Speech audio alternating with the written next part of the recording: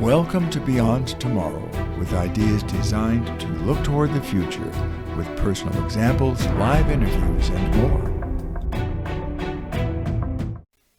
Hi, I'm Jim, and today we have a special surprise for you.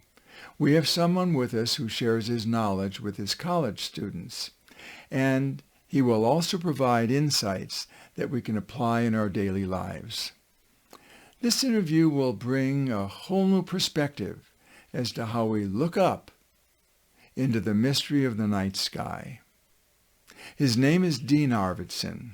He's a professor of physics and astronomy at LA City College. Welcome, Dean. Let's get right into it.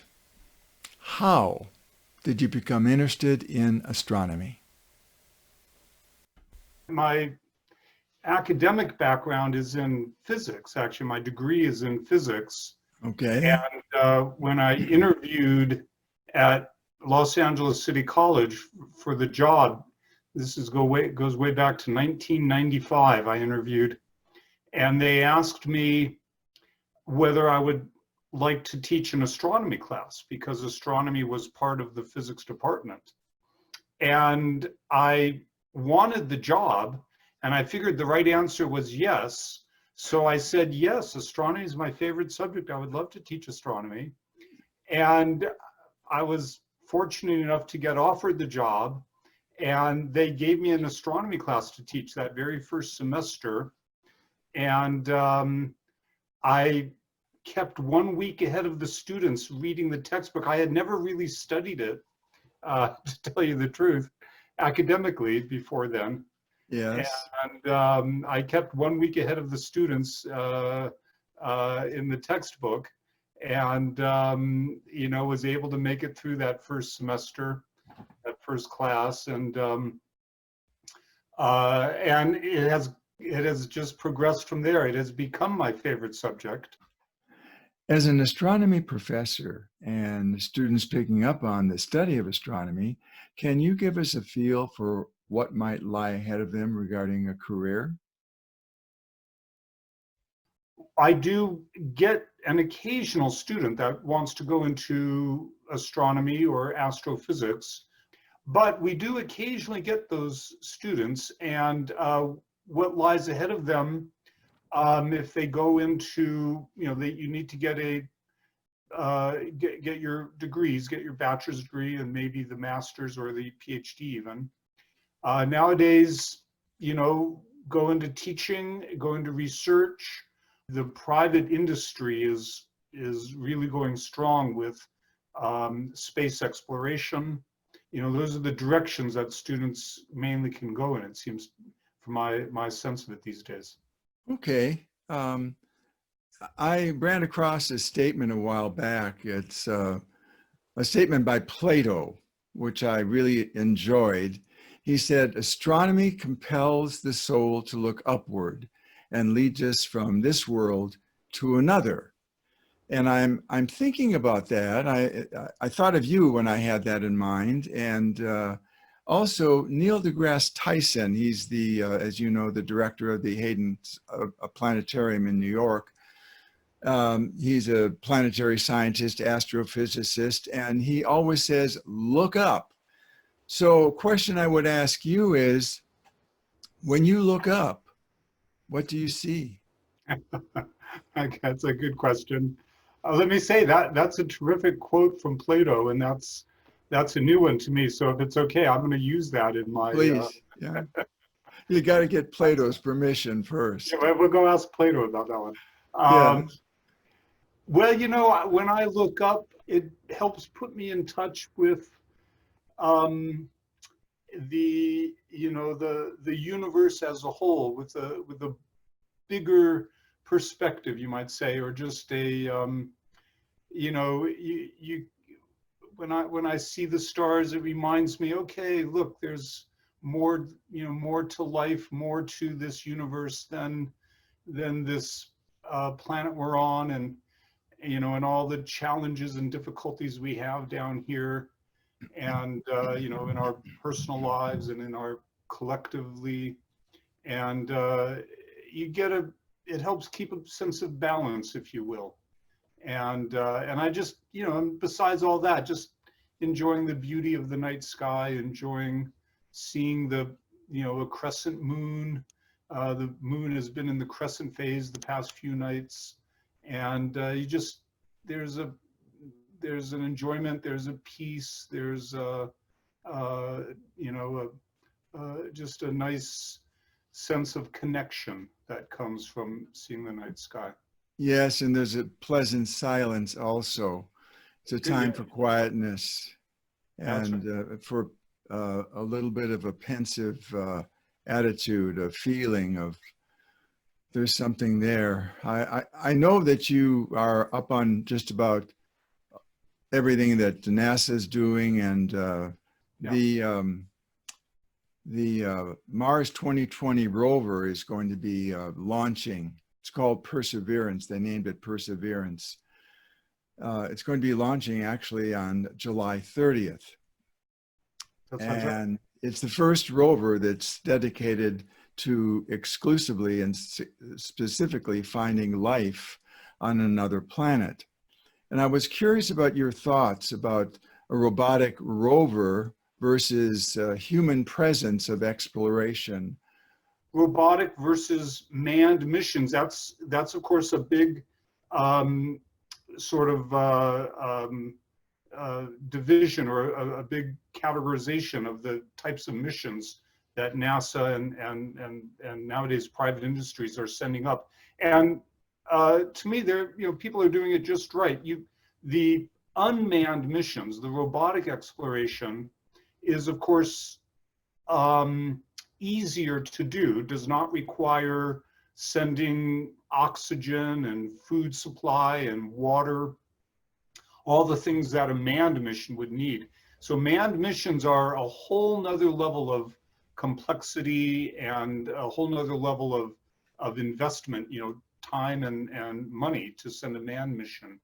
So robotic missions are the way to go. And nowadays, with the advances in technology, the instruments that can be put aboard these robotic missions are very sophisticated. We get, high quality cameras, high quality instruments to measure.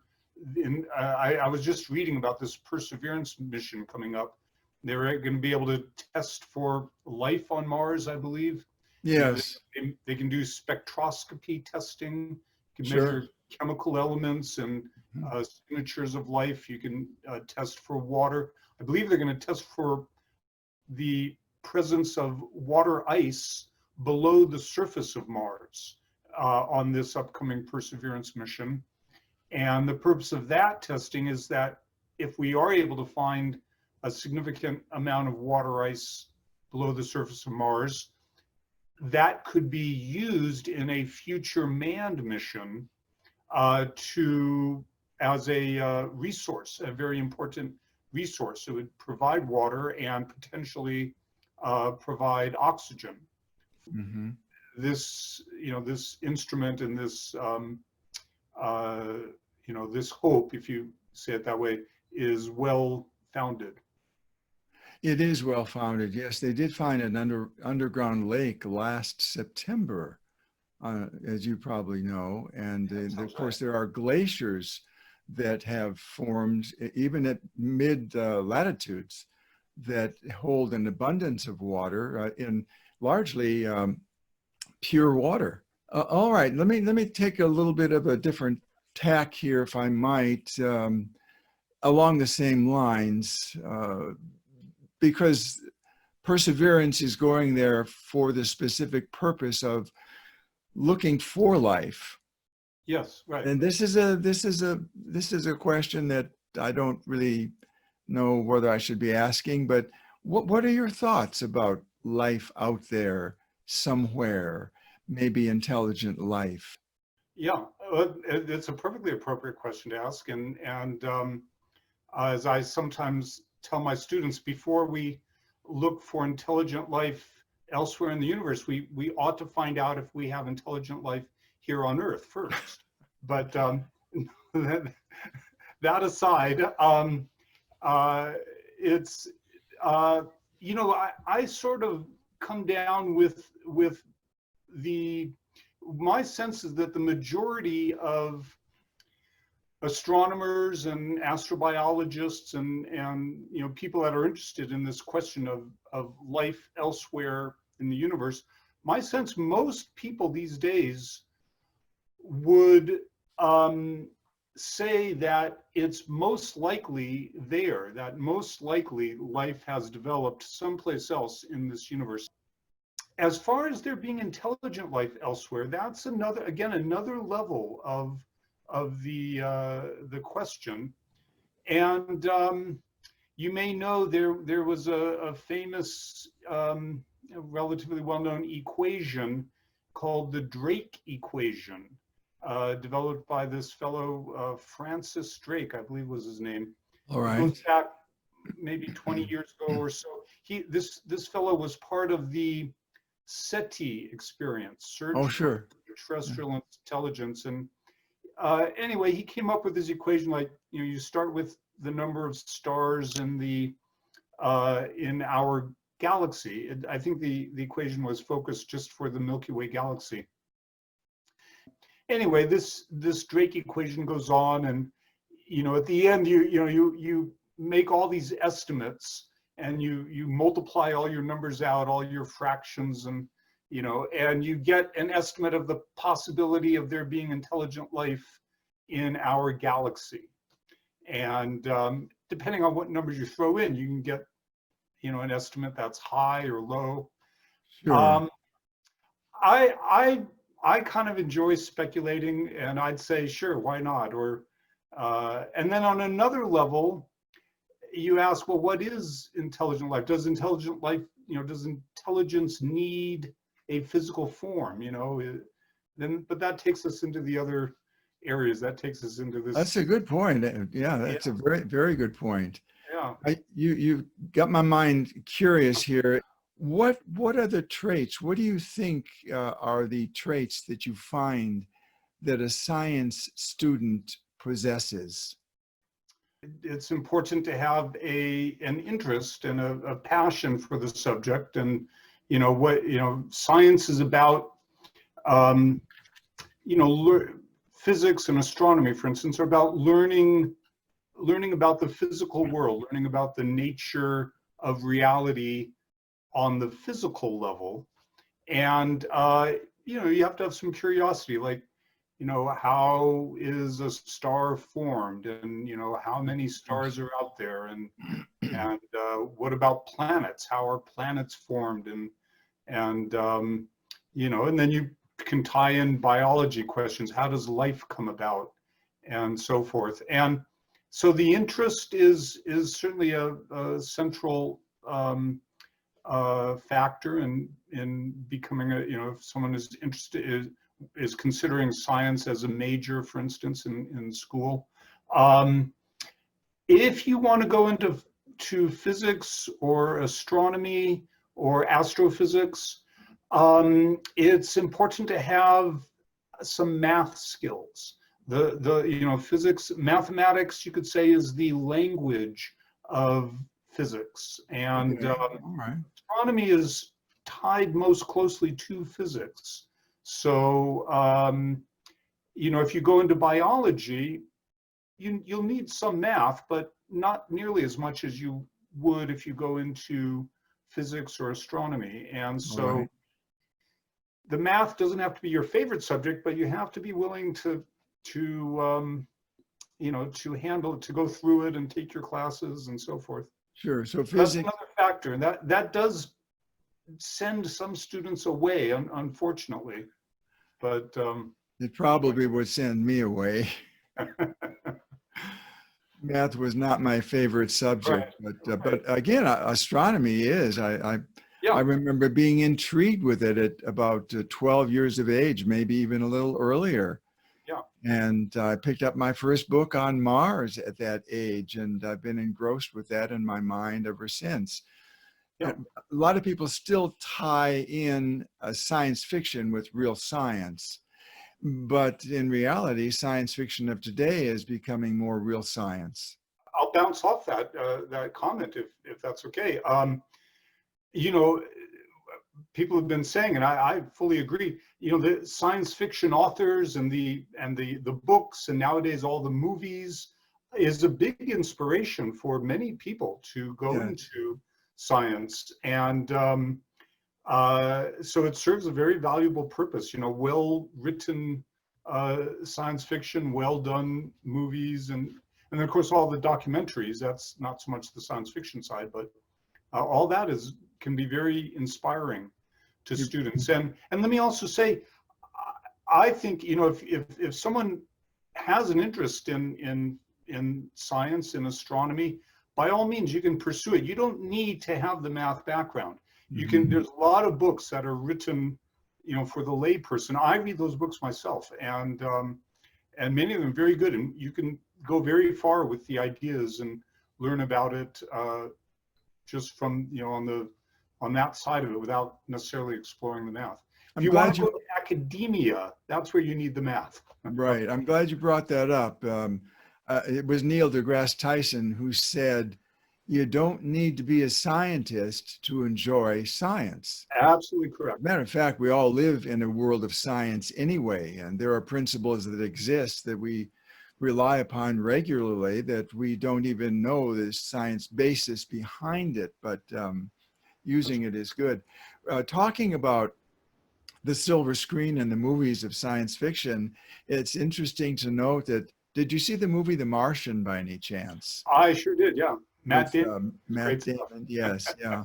It was an excellent movie. I thought there were a few things in there that were a little askew because the windstorms on Mars, the atmosphere is only 1% of Earth. That's so exactly right.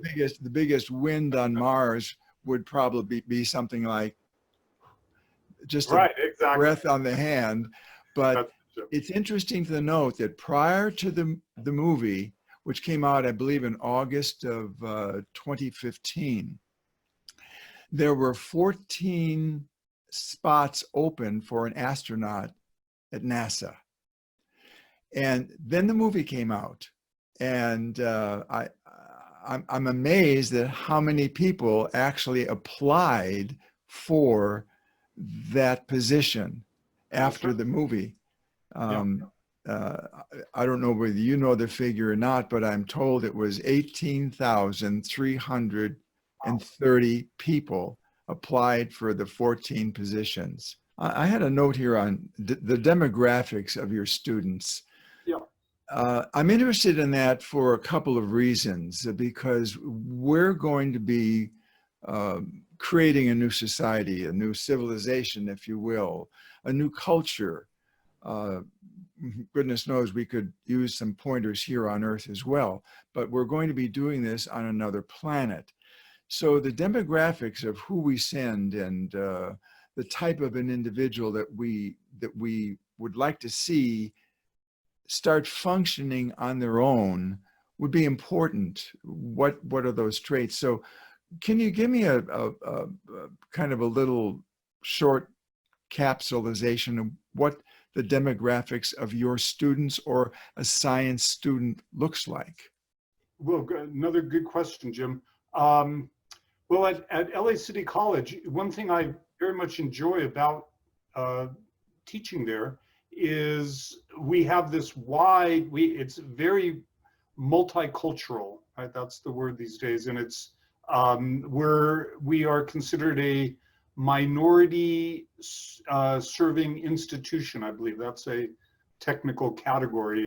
In terms of the demographics of people that might go into science and might, you know, be part of future exploration of, you know, planets or something, there's an encouragement, my understanding, you know, NASA and, you know, and even the private industries are encouraging minorities to enter those fields. Kudos to LA City College for that, for bringing people in, because diversity plays an extraordinarily important role in getting not only teams of people, but the corporate world, but a society to function effectively because of the sparking of the creativity and the different ideas. But go ahead. That's right. No, you're right on track. And there's an awareness of that. And, so there's ways that gets encouraged, not only on, at the level of the colleges, but in the field itself, in the private industries and at NASA. I was going to ask you how you inspire your students, and I can see there are incentives there that people are providing, the school is providing, and yourself included. One of the comments I saw in your students' reports on you, people do watch, their eyes are open. We learn at very early ages, but certainly from our professors and what they're doing to exemplify what they teach. So a lot of these comments had to do with humor, and which I thought was wonderful, because humor is a strong emotion.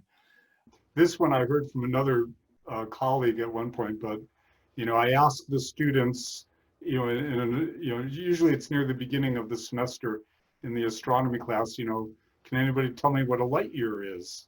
And I often get a good answer, a correct answer, and people calling out different answers. And then I tell them, well, here's your definition. A light year is the same as a regular year, but it has 1/3 fewer calories. I love it. I love it. It's a light year. Okay. Yeah. So intertwining humor with math and incentives and things of that nature cause people to pay attention. Being a teacher is no easy task. It's Right. Holding an audience is not an easy thing to do, especially in today's world. Do you have any final thoughts maybe on the role astronomy can play in our future, and space exploration, and maybe a human presence in space, and inspiring our young people to, quote the familiar phrase, to go where no one has gone before? I love that phrase, Jim. That's from Star Trek. I'm a Trekkie from way back. I think astronomy has a great role to play. As you were saying, it's a very inspiring subject.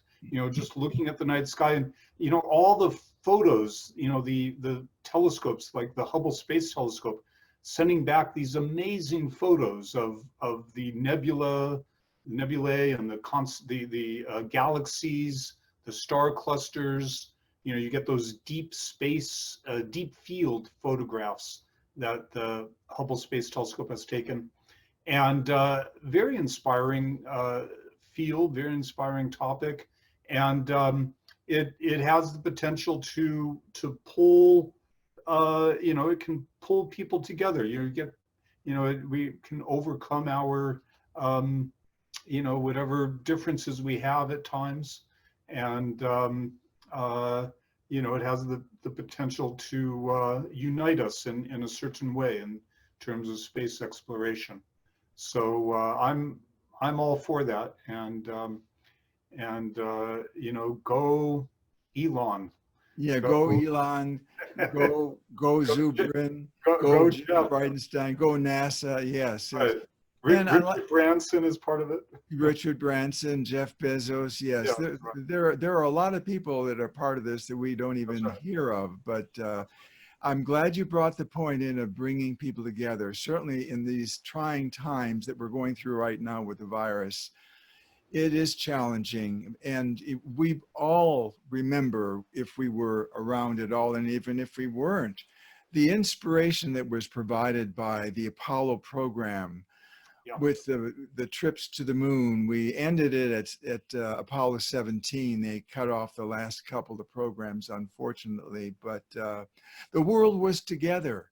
We were united. We were all looking up and looking forward to the future. And I believe this is a pivotal time in our history when these ideas can reignite that spark. And I believe, Dean, it's people like yourself who bring these ideas to the surface for the young people and for the general public, because I know you speak not only at the college, but you presented at our Mars Society program, which is wonderful. So keep sharing the message, Dean. I'm so pleased that you took a moment to be with us today here on this podcast. And I look forward to other opportunities to do this. So thank you very much. It's been a pleasure. My email is info@challengetomorrow.com, and my website is challengetomorrow.com. Let's be in touch.